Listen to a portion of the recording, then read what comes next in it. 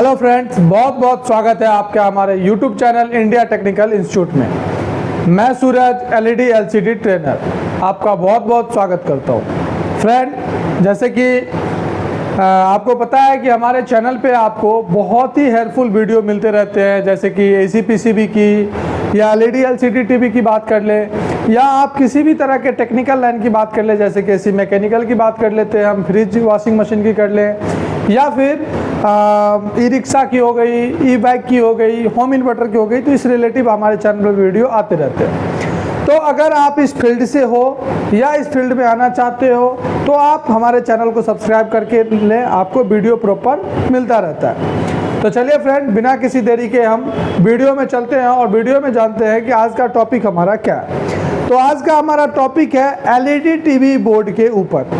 ये जो हमारे एलईडी टीवी का बोर्ड होता है, जैसे कि हमारे हाथ में अभी क्रोमा टीवी का बोर्ड है, इस टीवी के बोर्ड का जो पावर सप्लाई होता है, यानी कि जो इसका पीएसयू सेक्शन होता है, पावर सप्लाई यूनिट, ये सेक्शन किस हिसाब से कार्य करता है, इसके ऊपर मैं आज आपको बताऊंगा। उसके अलावा आज इसी वीडियो में मैं आपको इसकी फुल टेस्टिंग करके दिखाऊंगा कि ये काम भी कैसा करता है, कैसे ये सही होता है, कैसे इसको हम ठीक करते हैं, क्या क्या प्रॉब्लम इसमें आती है, वो हर एक चीज़ के बारे में इस वीडियो में बात करेंगे।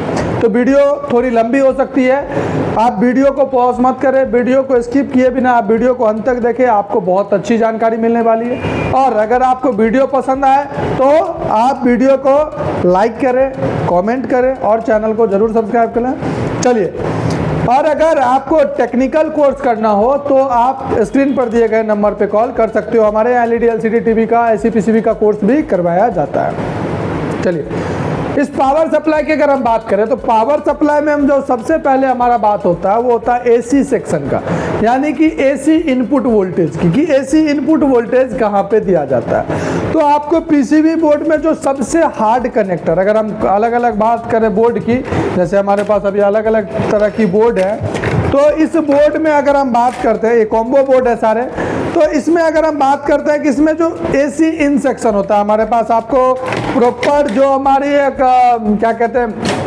बोर्ड होता है पावर सप्लाई का, उस पावर सप्लाई की बोर्ड, इस पावर सप्लाई बोर्ड पे भी आपको कंप्लीट कोर्स करवाए जाते हैं। जैसे कि ये देख सकते हैं आप, सैमसंग टीवी की पावर सप्लाई बोर्ड है। तो सभी तरह के बोर्ड में हम देखेंगे जो सबसे हार्ड कनेक्टर होता है, जैसे कि इस टीवी के बोर्ड में ये कनेक्टर हो गया, यहाँ पे ये कनेक्टर हो गया, तो इसी प्रकार से जो सबसे हार्ड कनेक्टर होता है वो होता है हमारा एसी इनपुट सेक्शन का कनेक्टर होता है। ये 2 पिन का कनेक्टर होता है, ठीक है, जिसमें एक फेज की लाइन और एक न्यूट्रल की लाइन जाती है। तो ये 2 पिन के कनेक्टर को हम सबसे पहले फाइंड करते हैं कि ये कनेक्टर कहाँ पे है, इसी से हमारा आगे का प्रोसेस चालू होता है। तो सबसे पहला जो हमारा कनेक्टर होता है वो एक होता है हमारा फेज का कनेक्टर और एक कनेक्टर होता है हमारा न्यूट्रल का कनेक्टर। फेज और न्यूट्रल, ये 2 कनेक्टर हमारे होते हैं। अब फेज और न्यूट्रल के बाद जो हमारी सप्लाई चलती है वो हमारे supply as a protection mode के, यानी कि एसी वोल्टेज चलते हैं, यानी कि फेज और न्यूट्रल मीन्स एसी वोल्ट आ रहा है। तो यहाँ पे एसी वोल्टेज जो चलता है, तो एसी वोल्टेज को फिल्टर करने के लिए, यानी कि उसमें जो नॉइज होती है उसको फिल्टर करने के लिए कुछ एसी कंपोनेंट का उपयोग किया जाता है। जैसे कि पहला कंपोनेंट जो होता है वो होता है, इससे कनेक्ट होता है फ्यूज। अब अगर हम फ्यूज की बात करते हैं तो यहाँ पे जो फ्यूज लगा होता है वो 250 वोल्ट 3 एम्पियर का फ्यूज लगा होता है, 250 वोल्ट 3 एम्पियर का। अगर हम फ्यूज की वर्किंग की बात करते हैं तो फ्यूज का कार्य होता है हाई वोल्टेज से सेक्शन को प्रोटेक्शन देना, सर्किट को प्रोटेक्शन देना। अगर फ्यूज आपके बोर्ड में जला हुआ आ रहा है तो सबसे पहले फ्यूज लगा के बोर्ड ऑन कर लेना सही रिपेयरिंग नहीं होती है, उसमें आप बोर्ड को और भी ज़्यादा नुकसान दे सकते हो। उस जगह पे आप प्रॉपर सप्लाई को चेक करें, फिर जाके वहाँ पे फ्यूज का कनेक्शन देना होता है। अब जब हमारी फ्यूज आ जाती है तो दूसरा जो न्यूट्रल का लाइन होता है वहाँ पे आपको मिल जाएगा एक एनटीसी लगा हुआ, यहाँ पे आपको एक एनटीसी लगा हुआ मिल जाता है। अगर इन दोनों कंपोनेंट की अगर हम टेस्टिंग की बात करते हैं तो इन दोनों कंपोनेंट को चेक करने पे बीप साउंड आना चाहिए, दोनों कंपोनेंट को चेक करने पर बीप साउंड आना चाहिए। इसके बाद सर्किट में अगर आगे चलते हैं हम तो हमें मिलता है MOB। अब ये MOB जो होता है इसको MOB कहिए या VDR कहिए, MOB या VDR। MOB मीन्स होता है वोल्टेज डिपेंड मेटल ऑक्साइड वेरिएस्टर और VDR मीन्स होता है वोल्टेज डिपेंडेंट रजिस्टर। MOB का काम होता है ओवर वोल्टेज प्रोटेक्शन, पहला काम होता है। MOB का उपयोग रिवर्स वोल्टेज यानी कि जो इसकी वेव होती है उससे कंट्रोल देने के लिए, इसकी फेज और न्यूट्रल को क्या करता है, जो AC लाइन की जो वेव होती है उससे कंट्रोल देने के लिए इसका उपयोग किया जाता है। ठीक है, तो यहाँ पे जो MOB लगा होता है वो करीबन 350 वोल्ट और इसकी जो वैल्यू होती है 350 वोल्ट 14D681K के आसपास का यहाँ पे आपको MOB मिलता है। ठीक है फ्रेंड, अब इस MOB की बात अगर हम बात करते हैं तो इस MOB के बाद जो हमारा सर्किट लगा होता है, सर्किट बना होता है, तो यहाँ पे आपको मिलता है नॉन पोलराइज कैपेसिटर NPC की अगर हम बात करते हैं तो NPC यहाँ पे करीबन 275 वोल्ट X2 या X3 सीरीज का होता है। कई लोगों को नहीं पता होगा ये X2 X3 सीरीज क्या होता है। कैपेसिटर जो AC लाइन में यूज होने वाला नॉन पोलराइज कैपेसिटर जिसका कार्य AC वोल्टेज को फिल्टर करना होता है। जी हाँ, AC वोल्टेज को फिल्टर करना। ये कैपेसिटर दो टाइप के सीरीज में आते हैं, X2 या X3 सीरीज का। ठीक है, तो यहाँ पे X2 या X3 सीरीज का लगा हो सकता है। इसके बाद अगर हम सप्लाई में पढ़ते हैं तो आपको मिलता है हाई वैल्यू रेजिस्टेंस। अगर इस रेजिस्टेंस की बात करते हो तो ये रेजिस्टेंस करीबन high value resistance HVR register होता है। ये रेजिस्टेंस करीब 1 मेगा ओम तक का रेजिस्टेंस होता है, 1 मेगा ओम तक का रेजिस्टेंस होता है। इससे आगे सर्किट में कॉइल लगी होती है, EMI कॉइल। इससे आगे सर्किट में EMI कॉइल लगा होता है, कुछ इस प्रकार से EMI कॉइल लगा होता है। अब EMI कॉइल का काम होता है वोल्टेज को स्टेबल यानी कि जो इसकी वेव होती है इसमें फिल्टर करना। अब यहाँ तक जो कंपोनेंट थे fuse, NTC, MOB, NPC, register, coil, ये जो हमारा AC वोल्टेज था इसको नॉइज को, इस AC वोल्टेज में जो नॉइज थी उसको फिल्टर करके प्योर AC वोल्टेज निकालने का काम करता है। अब इस कॉइल पे AC वोल्टेज यहाँ से आउटपुट होता है, ये L1 L2। अब यहाँ पे जो हमने AC वोल्टेज दिया था 220 वोल्ट की सप्लाई, वही AC वोल्टेज की सप्लाई हमें यहाँ भी AC 220 वोल्ट ही मिलेगा। लेकिन इस वोल्टेज की जो वेव थी वो क्या होगा, यहाँ पे कंट्रोल हो जाएगा यानी कि एक फिक्स स्टेबल वेव में चलेगा, यहाँ से एक स्टेबल वेव में। अब इस वोल्टेज को AC टू DC कन्वर्ट करना होता है सर्किट बोर्ड का। जैसे कि हम बात करते हैं तो यहाँ पे हम आपको दिखा देते हैं, जैसे कि हम यहाँ पे सप्लाई दे रहे हैं, यहाँ पे हम AC वोल्ट की सप्लाई देते हैं, तो इसके बाद एक फ्यूज लगा होता है, फ्यूज के बाद हमारा NTC PTC होता है, फिर MOB है, फिर NPC है, फिर ये कॉइल है। अब इस कॉइल के बाद यहाँ तक जो सप्लाई होता है ये सप्लाई हमारा AC वोल्ट की सप्लाई होती है। अब इस AC वोल्ट की सप्लाई को DC वोल्ट में कन्वर्ट करने के लिए ब्रिज रेक्टिफायर सेक्शन का उपयोग किया जाता है। जी हाँ, ये जो हमारा सेक्शन होता है इस सेक्शन को EMI सेक्शन के नाम से जाना जाता है। इस सेक्शन को EMI सेक्शन के नाम से जाना जाता है। अब ये EMI coil, AC coil, line coil के नाम से जाना जाता है। ठीक है, अब अगर ये कॉइल शॉर्ट होता है तो आप इस कॉइल के ऊपर जंपर लगा सकते हैं या नहीं लगा सकते हैं। अगर आप में से किसी को पता है तो आप वीडियो को पॉज करके कमेंट में लिखिए कि यहाँ पे आप जंपर लगा सकते हैं या नहीं लगा सकते हैं। अगर आपको इस कॉइल के बारे में फुल ट्यूटोरियल चाहिए कि जंपर यहाँ पे लगा सकते हैं या नहीं लगा सकते हैं तो आप कमेंट में बताइएगा, हम इस कॉइल के ऊपर आपको फुल ट्यूटोरियल वीडियो बना के जरूर देंगे। ठीक है, चलिए, तो ये होता है हमारा EMI कॉइल। अब यहाँ तक जो AC वोल्टेज थी इसको DC वोल्टेज में कन्वर्ट करने के लिए एक नया सेक्शन का उपयोग किया जाता है, यानी कि नई सेक्शन की निर्माण होती है। वो सेक्शन होता है हमारा ब्रिज रेक्टिफायर सेक्शन।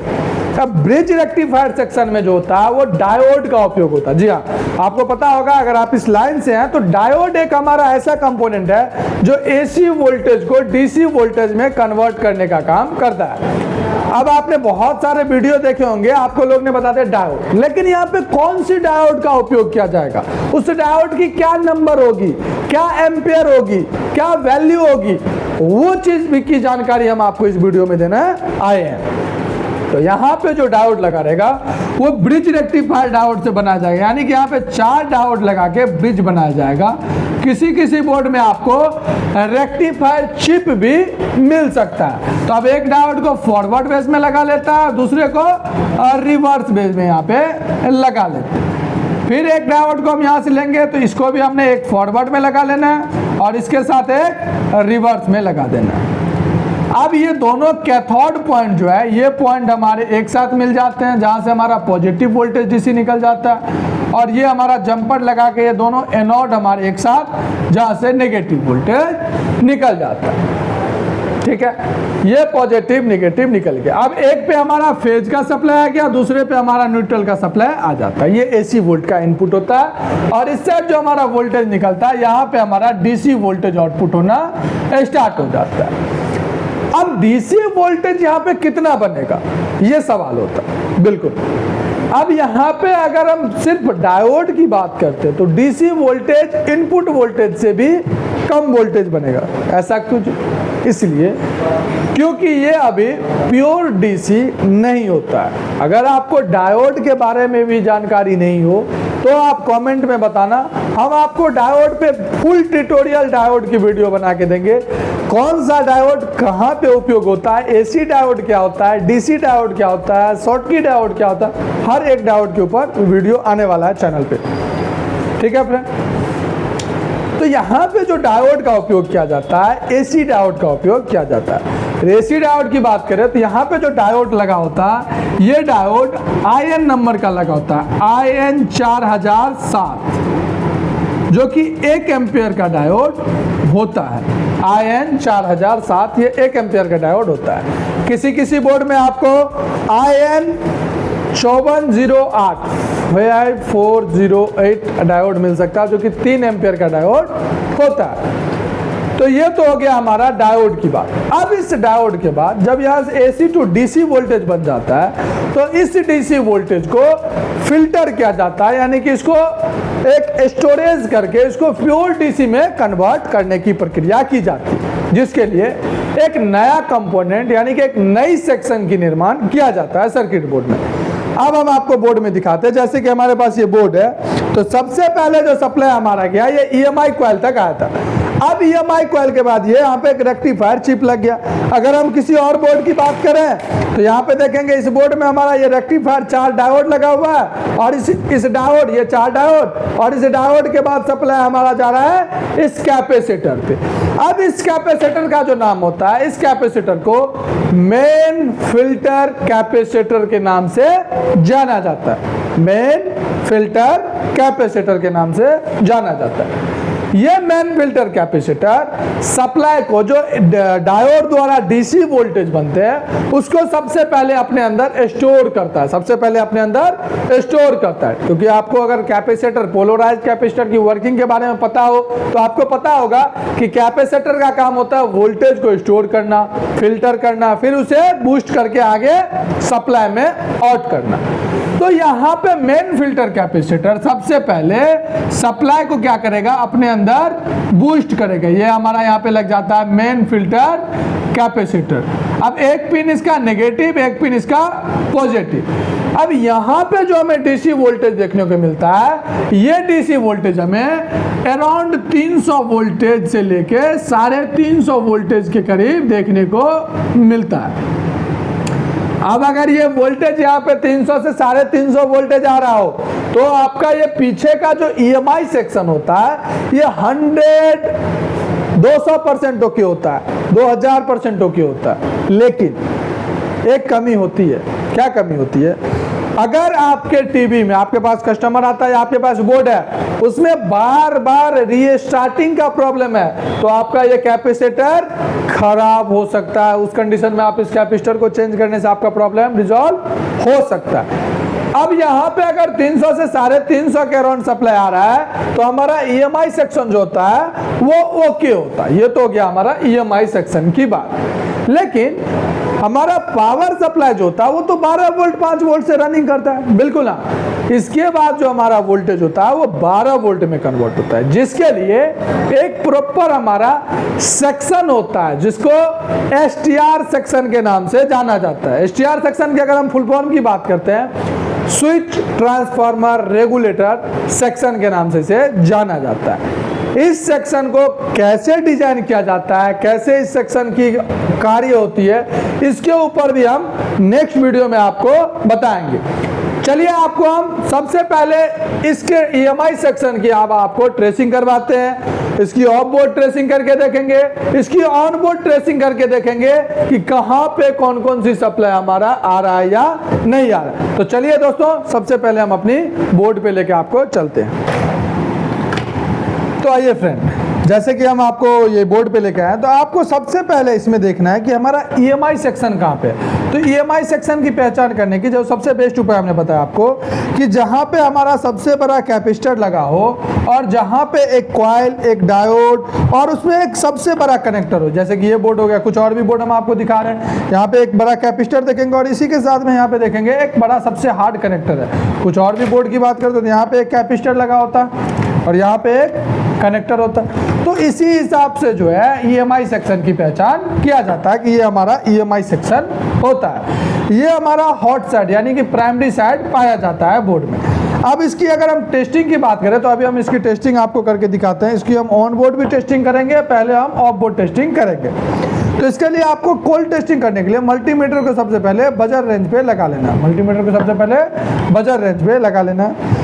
उसके बाद इसको बजर रेंज पे लगा के मल्टीमीटर चेक करने के बाद सबसे पहले आपको चेक करना है कि इस बोर्ड में लगे फ्यूज, MOB, NPC सभी चीज़ों को चेक करना है। उससे पहले आपको करना क्या है, सबसे पहले आपको यहाँ हम पीछे लेके चलते हैं। यहाँ पे देखेंगे, यहाँ पे लाइन और न्यूट्रल का 2 पॉइंट बन रहा है इस कनेक्टर का। लाइन और न्यूट्रल का यहाँ पे लिखा भी है, ध्यान से देखेंगे तो यहाँ पे लाइन और न्यूट्रल L और N लिखा हुआ है। ठीक है फ्रेंड, दिख रहा है आपको।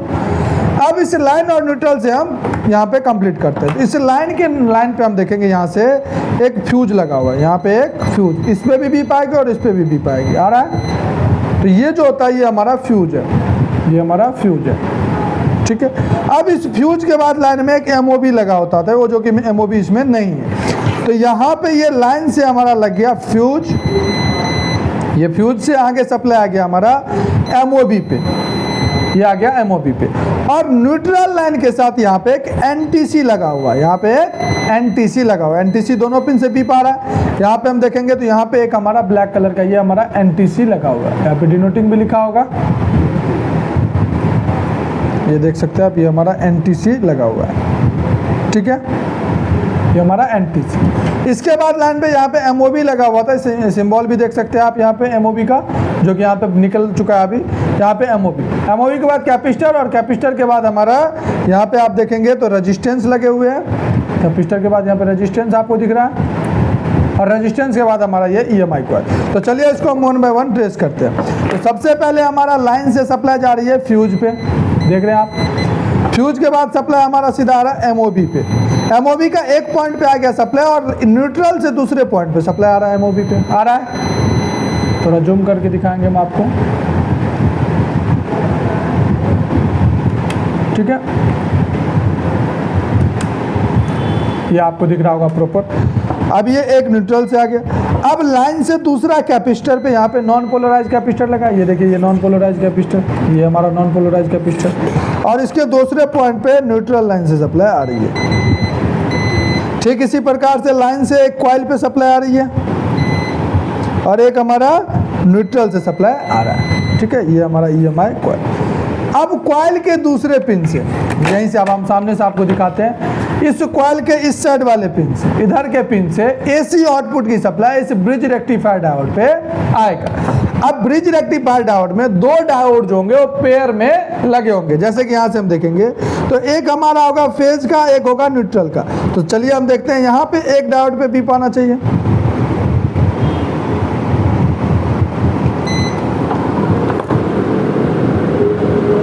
यहाँ से देखते हैं, ये आ गया, एक डायोड पे बीप आ रहा है और ये डायोड, ये दोनों डायोड जो आपस में, यानी कि एक कैथोड, ये सिल्वर पट्टी वाला जो होता है ये कैथोड होता है, एक कैथोड, ये वाला कैथोड और ये एनोड, ये एनोड ये कैथोड जो है आपस में जुड़े हैं, तो इससे ब्रिज बन रहा है। ये देखेंगे यहाँ पे बीप भी आ रहा है, ये यहाँ पे आप मल्टीमीटर पे देखेंगे तो बीप भी आ रहा है, ये बीप भी आ रहा है, तो ये आपस में जुड़े हैं। और एक पॉइंट जो है यहाँ पे हमारा यहाँ एक सप्लाई जुड़ रहा है, ये देखेंगे ये हमारा न्यूट्रल का सप्लाई जुड़ रहा है,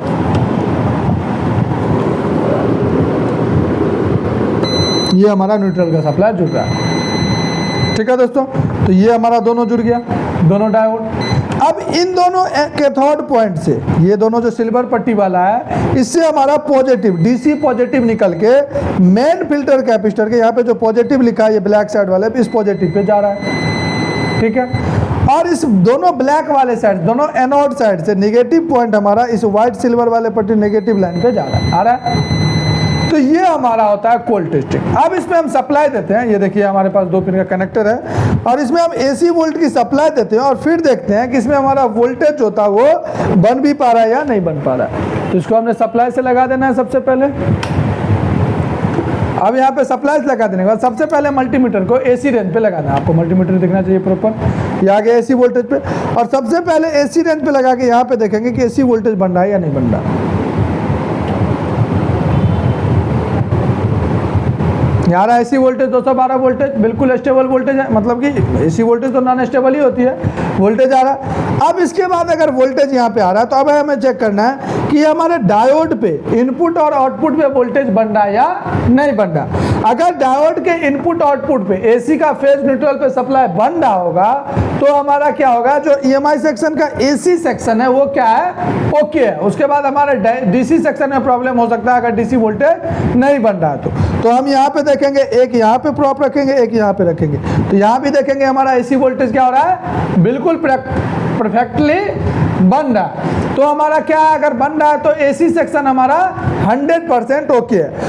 अब डीसी सेक्शन को चेक करने के लिए मल्टीमीटर को आपको डीसी रेंज पे सेट कर देना है और आपको इस प्रॉप को, रेड प्रॉप को मेन फिल्टर कैपेसिटर के पॉजिटिव पे और ब्लैक प्रॉप को मेन फिल्टर कैपेसिटर के नेगेटिव पे।